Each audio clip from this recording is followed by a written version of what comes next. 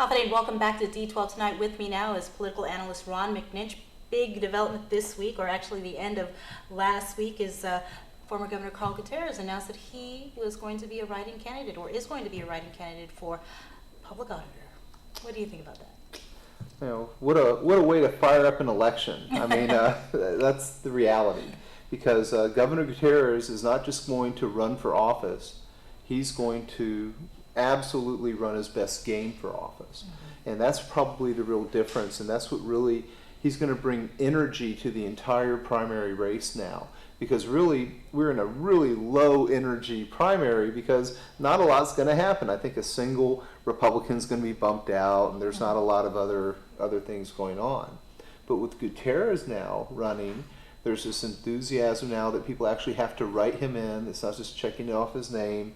It requires a lot more organization and effort to get placed on the general election ballot, and it puts a whole new dynamic in the race. Has there ever been a write-in candidate on Guam that's ever won in an election that you can remember?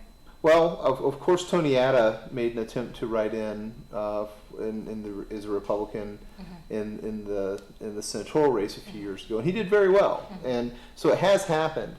But the nice thing about this race is if just 10 people write in Gutierrez and nobody writes in over 10 of any other candidate, he's on the ballot. Right. Because it's the best of two in that independent or in that nonpartisan race. And so it really is it puts an interesting kind of spin on everything. And matter of fact, you have a commentary on our website that people can read about regarding the OPA race. Right.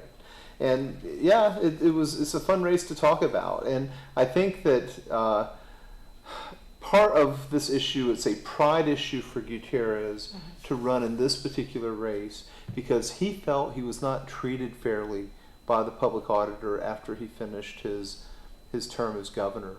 And so this is really just as much about Gutierrez communicating to everyone that, you know, what he believes, you know, were the wrongs that were done against him and his certainly his gubernatorial team. And so there's a lot of elements to this story that really make it kind of exciting. And that's something we'll continue to track on D12 and throughout the election or campaign.